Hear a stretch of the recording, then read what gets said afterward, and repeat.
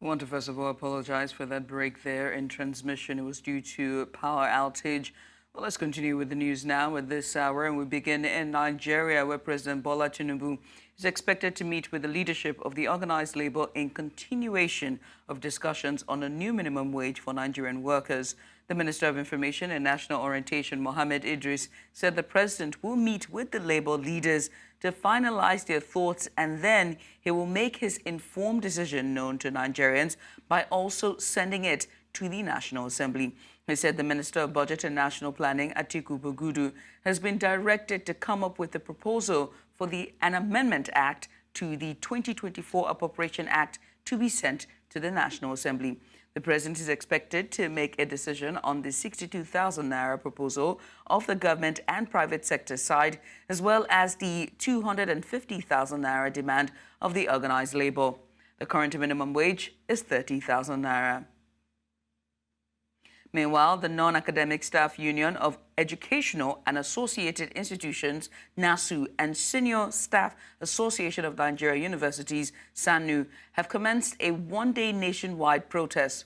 The protesters are demanding the payment of their 4 months withheld salaries and the renegotiation of the 2010 agreement with the federal government, among other demands. Their protest led to disruption in administrative work in universities and inter-university centers.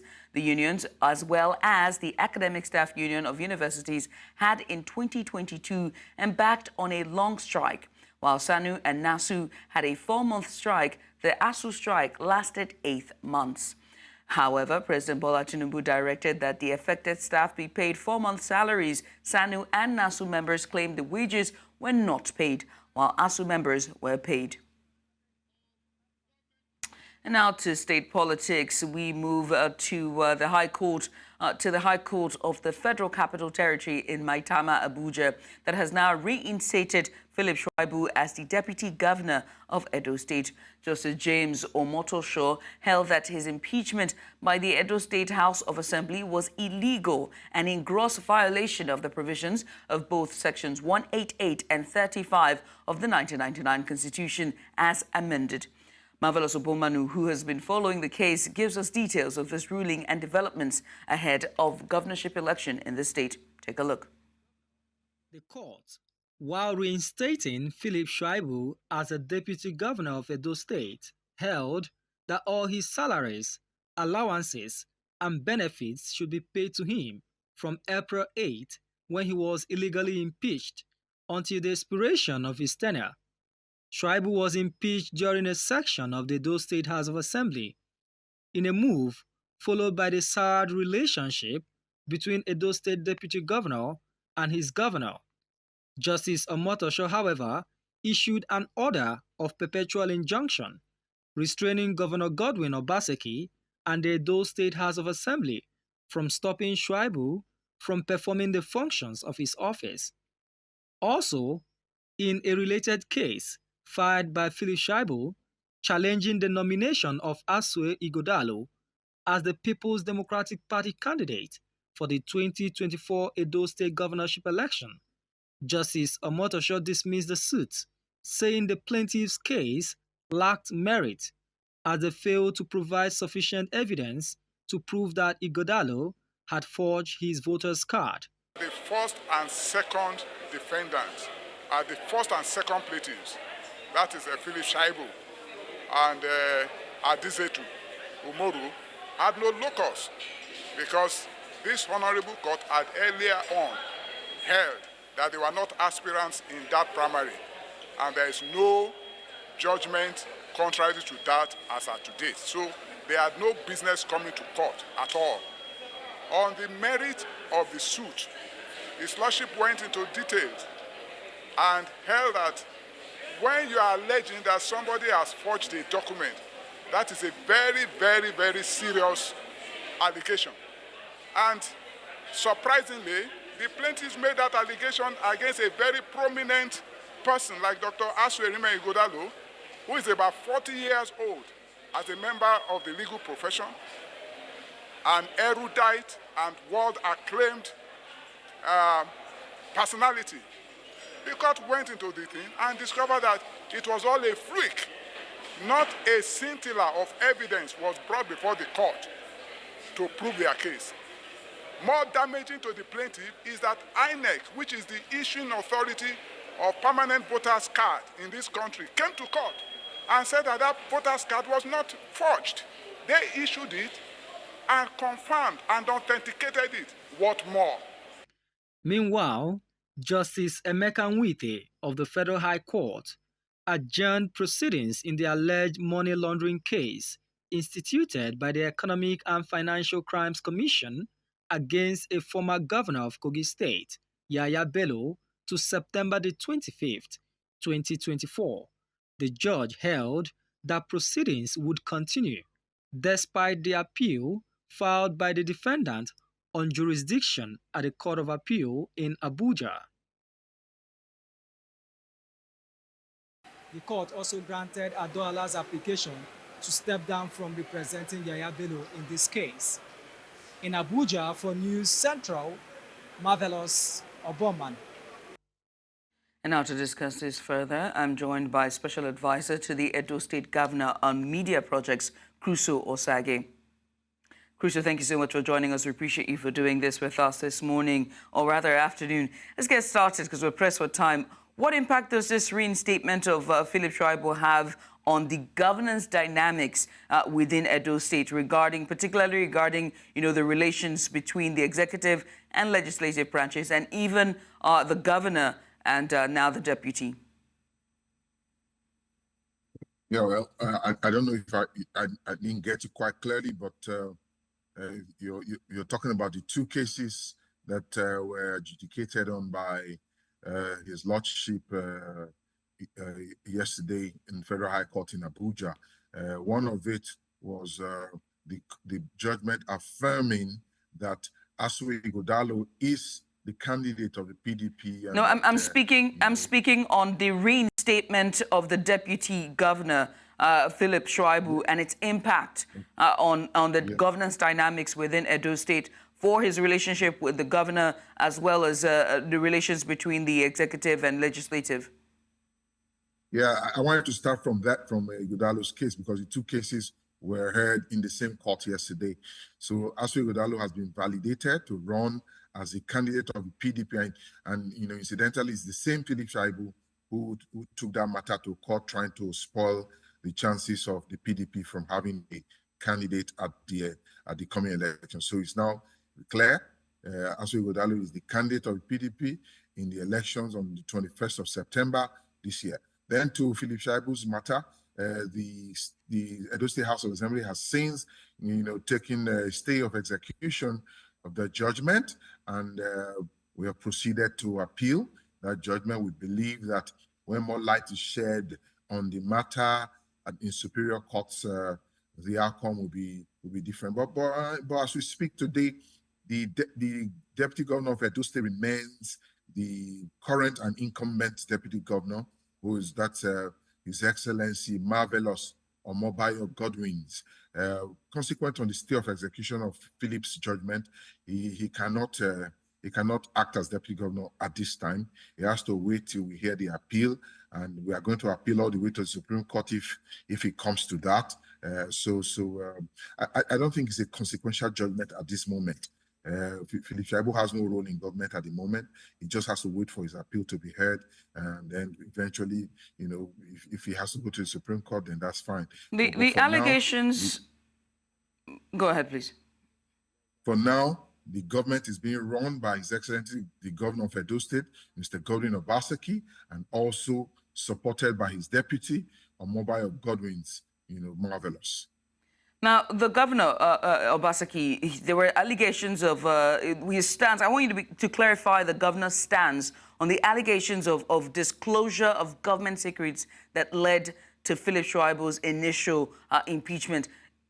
Government secrets, what are his stance in all of this? Yeah, I'm a member of the State Executive Council.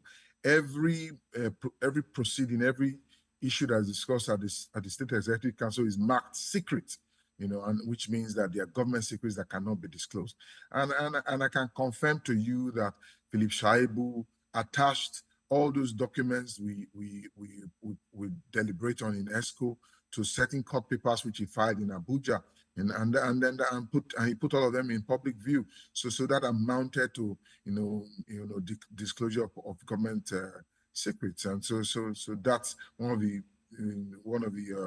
issues leveled against him in the House of Assembly that led to his impeachment. So yeah, we take governance very seriously in Edo State. We follow the rules very seriously.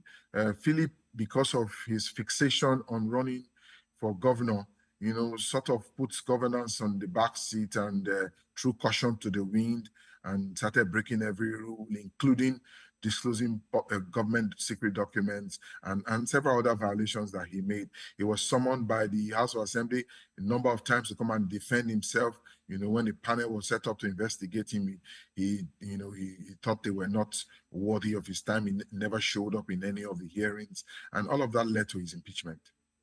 Now, you just said that in your first submission, you said that he's, in spite of this ruling, he still needs to get to the superior courts before he can be reinstated. For now, he is not the deputy governor. That's what you're saying, in spite of this reinstatement. And so, what's the broader implications of this then, of this court ruling? If the court is ruling this, what's the broader implication and the legal challenges that the state would have to face in its entirety? Yeah, well, no serious implications to the state. The matter is in court. The judiciary is a completely different arm of government from the executive. We are carrying on with our work in Edo State. The governor has his eyes fixed on November 11, 2024, which is his last day as governor. And we're doing everything to make sure we finish strong. The matters will go on in court, where the state of execution has been obtained. The matter has been filed in the appeal, is being filed in the appeal court to appeal the judgment. Lawyers will do their work. Philip should get ready. He will go to appeal court, he will go to Supreme Court if need be, and that doesn't affect government and governance in any way, shape, or form. We have a governor in place. We have a deputy governor in place. We have a governor in place in the person of Godwin Obaseki. We have a deputy governor in place in the person of Mbayo Godwin's Marvelous. All right. Well, many thanks for doing this with us, Crusoe Sage. I appreciate you for coming on. Thank you very much for having me. We'll switch gears now to Rivers State amidst the ongoing political crisis, which has set one's allies against one another. Governors elected on the platform of the People's Democratic Party in Nigeria have pledged their support for Governor Siminalayi Fubara. The governors on the aegis of the PDP Governors Forum were in a meeting at the Enugu Government House with 11 governors in attendance, as well as other party stakeholders. News Center's Chinwe Ugeli reports. Apparently, the meeting was convened knowing that a lot of issues needed to be addressed by the leaders of the party in some of the People's Democratic Party's controlled states. It was a closed-door meeting that had past elected politicians, state chairmen of the party, as well as the Board of Trustees chairman in attendance. After their deliberations, the chairman of the PDP Governors Forum, Bala Mohammed, read the communique which touched the state of the party.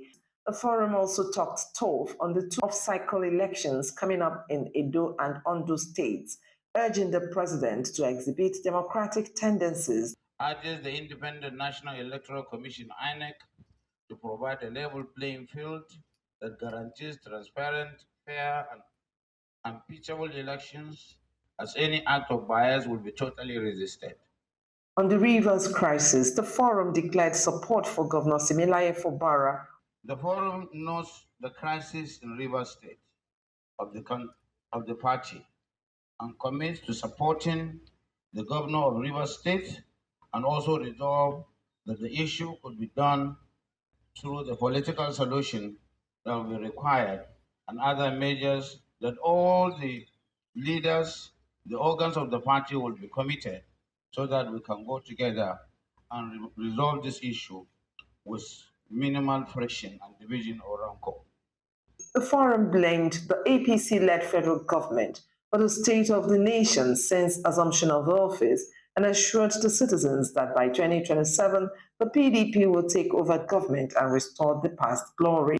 The forum regrets that the 16 years of tremendous development under the PDP-led federal government, during which the country witnessed single-digit inflation, the establishment of the existing anti-corruption institutions, and higher standards of living for every Nigerian has been eroded during the lifespan of the lackluster IPC-led federal government. The PDP Governors Forum also made its position known on the ongoing negotiations between Labour and the federal government. The Labour's demand for a substantial salary raise is eminently justified and therefore commands the total support of the Forum. B. While the Forum fully supports Labour's demand, agreement must take into consideration the ability to pay by the subnational, the federal government, and the third tier of government.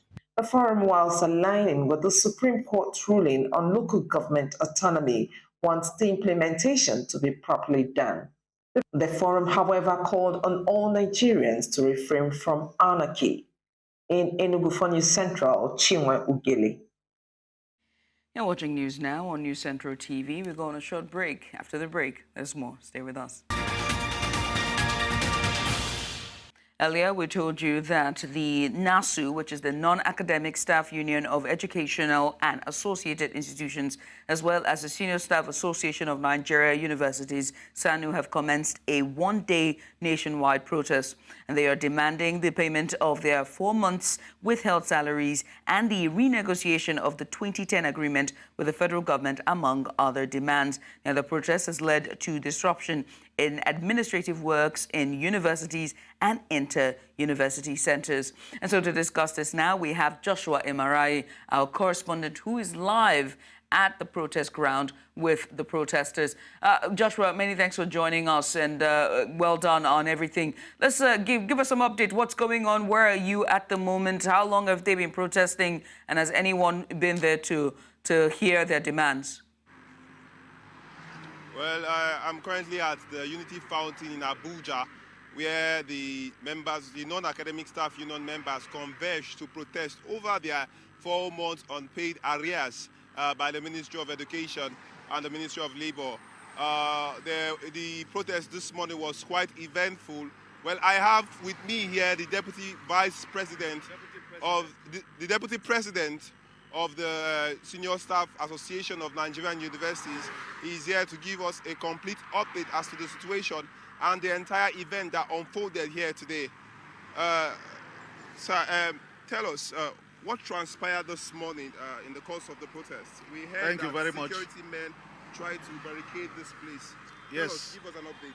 Yes, thank you very much for having me.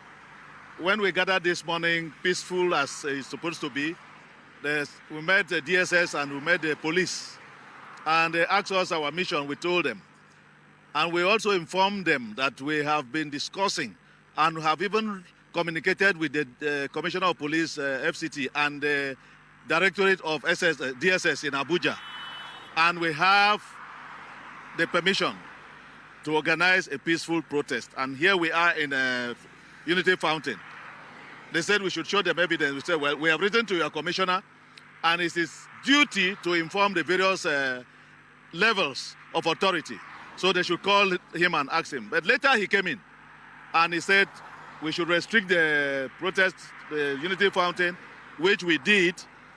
And later on, we were to go to the Ministry of Education and Labor to submit our letter.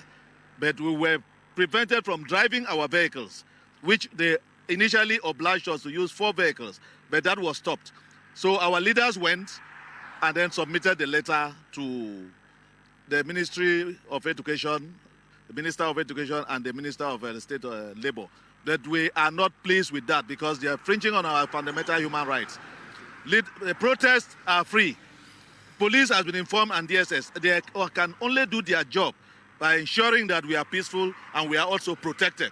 We haven't come to this stage where the police is coming on our rights, infringing on our rights, hampering us from protesting. And this protest is a legitimate one. They have been paid their salaries.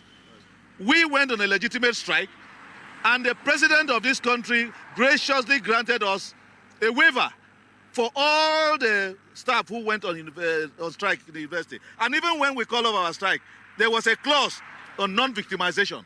So where lies the victimization if the president has given a waiver? And that was since September last year. And where we are, only one union was paid. We don't quarrel with that. If they have been paid their own, what about our own? If there is room for equity, fairness, why are we left out? And we've been on it since last year. Okay. Tell us, you made mention of a letter being submitted to the Minister of Education. Yes. What is the content of that letter? The content of the letter is to drive home where we are, that we have 4 months salaries that are not paid, our 50 billion N allowance that has been approved since 2023, or even earlier in the budget, and it has not been paid. Funding of state universities, and then renegotiation of a 2009 agreement, which up till now have not seen the light of the day. And we are saying, we have given ultimatum 2 weeks, we came to 1 week warning strike, then we did a protest in all universities. And today, we are gathering in Abuja to round up the protest. After today, we have given the government 10 days to do the needful. After which, the leadership of JAC, of SSANU and NASU will meet again and determine the way forward. Okay. Thank you very much. Thank you for having me. Okay, so you heard from him, and they are driving home their demand of their salary arrears of 4 months be held back.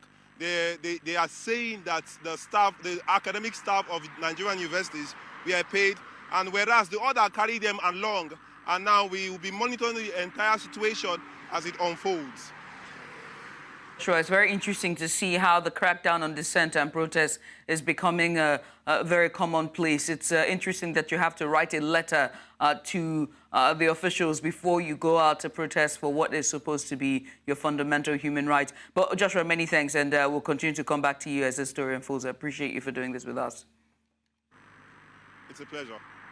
Switch gears now to tell you that the Nigerian Senate has removed Senator Ali Ndume as the chief whip, replacing him with Senator Tahir Mungunu. The change followed a directive issued in a letter by the national chairman of the party, Umar Ganduje, and National Secretary Senator Bashir Ajibola.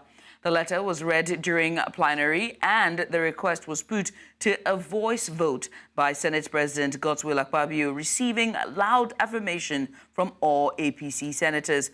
The APC accused Ndume of making hurtful comments against President Bola Tinubu's administration. In a recent interview, Ndume alleged that some ministers and lawmakers could no longer reach Tinubu to relay the prevailing economic hardship and hunger in the country. And so joining us to discuss more on this is a public affairs analyst, Shola Omolayo, and he joins me live on Zoom there. Shola, many thanks for coming on. We're pressed for time, so let's just get started very quickly. What does Ndume's case reveal about the freedom of expression and dissent within Nigeria's political institutions, especially, concerning criticism of party leadership and economic policies? It's just... Again, good afternoon, Nigerians.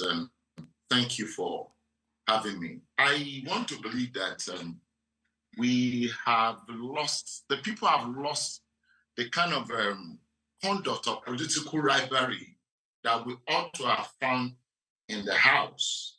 Yeah. You see, when you have a place where there is no opposition and you get a conflict within the party, bringing themselves into the floor of the House, I think it's not good for our polity. And it's unfortunate that they could just play the game openly that the party is having such a crisis as if we are having a one-party system. Our system, the citizen may not really appreciate or understand the environment where you have an opposition being played. Yes, Ndume might have been in the system for a longer time, and he's somebody that always seems to be fighting against the sitting government whenever it's not too comfortable with the outbursts or the way things are being run in the politics of the party where he belongs to.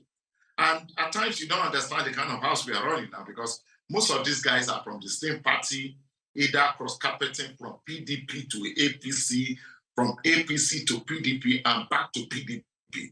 You will notice again that the house has been so calm. We've never seen it like this before. They are not really talking about the people or their discussion beckoning on the interests of the people. All we see is party wrangling, you see, and there's no flex for the people anymore. You will remember that since 2019, we have really lost the pressure that political institutions get to display in the parliament, which is not good, not too good for the citizen of Nigeria. Yes, you will say, you might think you are having a peaceful parliament. Nobody's looking for trouble in the parliament. If what has happened now has come up in other political states where we are learning from, I don't think it will be too good.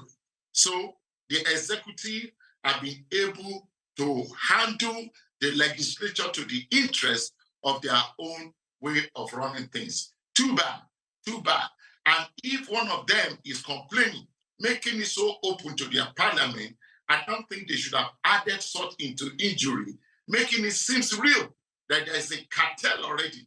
If you say there's no cartel in the presidency, you are making it so obvious that there's a cartel within the party there in the floor of the House, which is not too good. If you notice very well, he ought to have gone for a suspension of another 6 months on that act. I'm not too sure if the law permits the kind of accusation that was released from his party to the floor of the House. I don't think the law permits that. Yes, a motion was moved, but it is so interesting that it ought to have been a member of the floor. Can you hear me now? Because great. Now, you just said about opposition, and you make a fair point, which takes me to my next question about the implications of removing Ndume, or Ndume's removal. What implications might this removal have from the Senate committee when it comes to issues of appropriations and that he has, or his influence and role within, the Senate? I don't want to discuss politics now, because the person of Ndume has always been a smart guy in the system. Know that this is not his first time. He has been there for a long time. And you remember I had an issue on security at the time when the issue of Boko Haram was fully on ground. He stood his ground based on his own understanding. And it's just that if you don't follow the terrain of the parliament very well, you might not understand him and the way he put up things. Yes, he's a strong man in the parliament who ought to be part of the soothsayer of the executive. And if he can be standing at this ground to let the Nigerian people know that there are some cartel within the parliament or within the executive that will not allow the president to see to the ground of what is going on.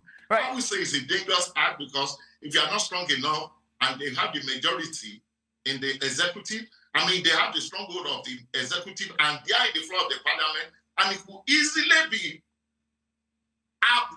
it could be easily eased out of the strong position. So if you're now saying that this is in politics, then you wouldn't want to speak on politics. Isn't this nature politics in and of itself? Because I have to ask, yes, do you believe that the replacement, because we're running out of time, just in less than 30 seconds here, do you believe that the replacement of Ndume with Tahiru Mungudu as chief whip reflects a political maneuver or a genuine response to Ndume's comments? 30 seconds. I will easily tell you that they are finally, I don't know if another head is going to come up, but I will tell you for free that they have finally silenced any voice that might want to come against the system for now. That's why I don't want to go into the politics. All right. Shola, many thanks for doing this. We also appreciate you for coming on. Shola Omolayo, he's a public affairs analyst, and he joins me today to discuss the removal of Ali Ndume. We move now away from that and now to industries. Nigeria's extractive industry loses amounting to trillions of naira over the years have underscored the urgent need for heightened industry focus. Now, this issue took center stage at the board's members' retreat of the Nigerian Extractive Industries Transparency Initiative held recently in Lagos. Key stakeholders deliberated on pressing challenges and opportunities facing the sector. News Central's Bernard Akede tells us more. Recently, Nigeria's extractive industry has faced significant challenges. From agriculture to solid minerals mining and oil and gas exploration, the sector has been plagued by neglect, insecurity, vandalism, and inadequate data. These critical issues were thoroughly addressed during the board members' retreat of the Nigerian Extractive Industries Transparency Initiative. Now, this retreat is coming at a time that the oil and gas industry is going through a lot of massive reforms and a lot of challenges. One of those challenges, which I highlighted in my address, is the need for a country that is dependent on oil and gas revenue to begin to look inwards on how to survive, because the debate over energy transition is real, and the debate is such that no country can ignore. The alarming rise in oil theft and pipeline vandalism has captured the attention of many. In response, the board has engaged in discussions regarding sector improvements and adaptations reflecting global shift away from fossil fuels. We are looking at how this board can support government policy interventions to curb oil theft. We are looking at what will be the response of a government to massive environmental pollution arriving from exploration activities in host communities. What will be our response? Control of emissions, beneficial ownership disclosures. How does that aid and strengthen the fight against corruption? In the mining sector, the unregulated exploitation of the nation's valuable mineral resources poses not only environmental and economic challenges, but also significant threats to national security. These concerns were thoroughly deliberated upon, accompanied by proposed solutions. Mining, because of its nature, presently is being operated majorly by artisanal and small-scale miners in Nigeria. And some of these people are not traceable. So you can't trace them, you can't track any development coming from that area. At the retreat, representatives of civil society groups expressed optimisms about the discussions, confident that they would lead to positive outcomes for the country.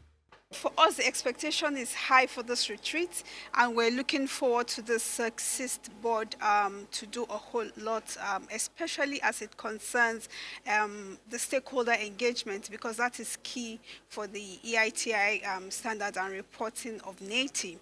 The hope is that the reports from the retreat will be implemented on time to yield improvements in the extractive industry. In Lagos for News Central, I'm Bernard Akede. You're watching News Now on News Central TV. We're going on a short break. There's more after this. Stay with us. And the news continues in East Africa. Kenyan police have warned that no demonstrations would be permitted in the center of the capital, Nairobi, following deadly anti-government protests.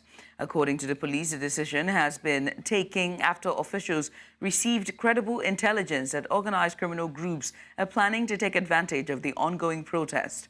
The country has been riled by initially peaceful rallies or sparked by now abandoned tax hikes, which degenerated into violence that has left scores dead. President William Ruto has scrambled to calm the situation, scrapping the proposed finance bill containing the tax increases, dismissing his cabinet and promising government cuts. But the rallies, while much smaller than last month, have continued across the country, with many still calling on the Kenyan leader to resign. And in South Africa is hosting the Africa Energy Sector Inward Buying and Investment Mission in Cape Town, a second-leg mission with over 40 delegates from 10 African countries coming together to explore South Africa's energy capabilities and project opportunities across the continent. The mission also aligns with the operational phase of the African Continental Free Trade Area, facilitating new export opportunities and intra-African trade. The Inward Buying Mission is a forum designed to exchange energy-related information and expertise across African nations and partners, promoting sustainable energy development throughout the continent. News Center's Bongani Ziziba has more. To renewable energy in Africa has been progressive impressively over the last decade, with many countries working to increase renewable energy capacity in recent years. The Development Bank of Southern Africa has made available funds for renewable energy projects across the continent. Their representative emphasized the importance of public-private partnership in driving Africa's energy transition. Sub-Saharan Africa has a huge dearth of energy. 640 million people in the continent do not have access to energy in the home. So it's a massive gap, and it's also crucial for industrialization and for job creation. So for us to be part of this transaction, which is bringing in new, clean, but also reliable and affordable energy, and crucially, one that's being owned and operated by an indigenous Kenyan group and supporting them with their ambitions is really exciting for us. Kenya is one country that is making strides in renewable energy with a target of 13% of its energy mix coming from renewable sources by 2025. Kenya says it wants to lead the charge in Africa's energy transition. To develop cheap renewable electricity for Africans. We're looking to be able to invest this to complete our project and also to expand in future geothermal fields, whereby we'll be able to bring cheap electricity to most Kenyans and Africa at large. Once we are able to connect our individual country energy pools together, we'll be able to supply not only Kenya, but the wider region at large. The Nigerian delegation was also on hand to showcase their country's potential in the renewable energy sector. They urged their government to tap into the industry, highlighting the economic benefits of investing in renewable energy projects. I spoke about the opportunities that exist within infrastructure in Nigeria, starting from railways to roads, but I did more focus on gas and the oil and gas sector with respect to the gas master plan segments. We did mention about the AKK and the opportunities that it is also present for the Trans-Saharan Nigerian gas pipeline. This presents a platform for African countries or some representative of African countries to discuss both at the private sector and government level. Up until now, African countries don't largely talk. And that is why a lot of African countries don't do business with themselves, even in areas where they can find it cheaper and make more money interacting with themselves. A promising sign of things to come, several African countries have already succeeded in making steps necessary to scale up renewables, such as adoption of support policies, investment promotion, and regional collaborations. This gathering here aims to equip African energy leaders with the knowledge and resources they need to meet their respective energy needs and targets. In Cape Town, for News Central, Bongani Ziziba.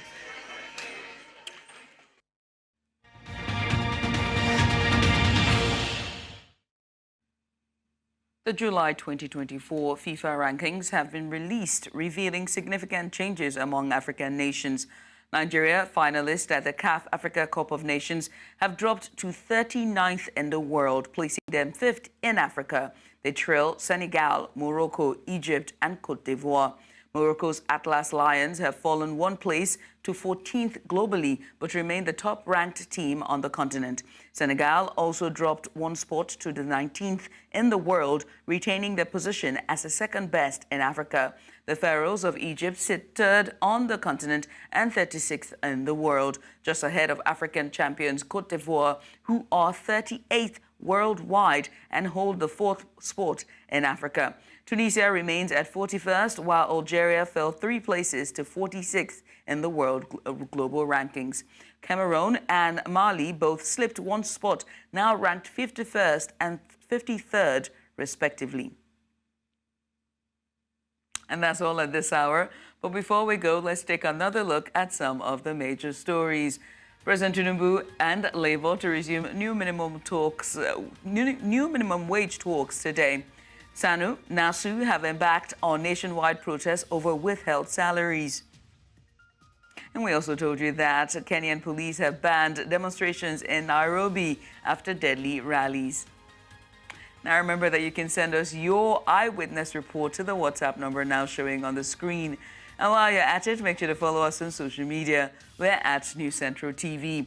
You can also watch News Central live on DSTV channel 422, Star Times channel 274, Avo TV, and YouTube. Many thanks for watching. I am Judith, Atibi.